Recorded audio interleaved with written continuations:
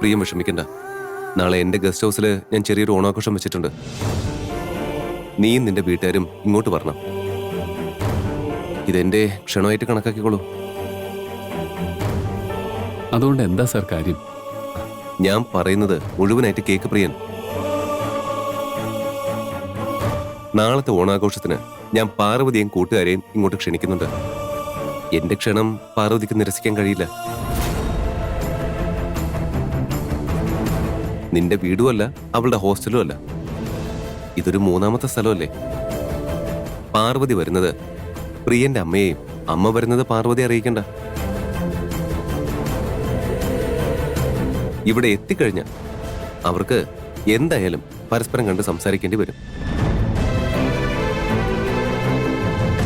എന്നോടും ഡാഡിയോടുള്ള ബഹുമാനം കാരണം ഇവിടെ വെച്ച് അമ്മയും പാർവതിയും എന്തായാലും വഴക്ക് കൂടില്ല.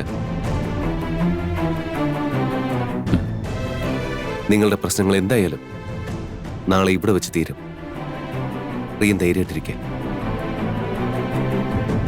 ഞങ്ങൾ എന്തായാലും വരും സർ. സാറിനോട് എങ്ങനെ നന്ദി പറയണമെന്ന് എനിക്കറിയില്ല. നന്ദിയൊന്നും വേണ്ട. പ്രിയം പോയി വീട്ടുകാരെ പറഞ്ഞ് സമ്മതിപ്പിക്ക്. അമ്മ സമ്മതിച്ചില്ലെങ്കിൽ പറഞ്ഞാൽ മതി. ഞാൻ നേരിട്ട് വന്ന് ക്ഷണിക്കാം. അതൊന്നും വേണ്ട സർ. ഞാൻ പറഞ്ഞ് സമ്മതിപ്പിച്ചോളാം. എന്നാ ശരി. See tomorrow.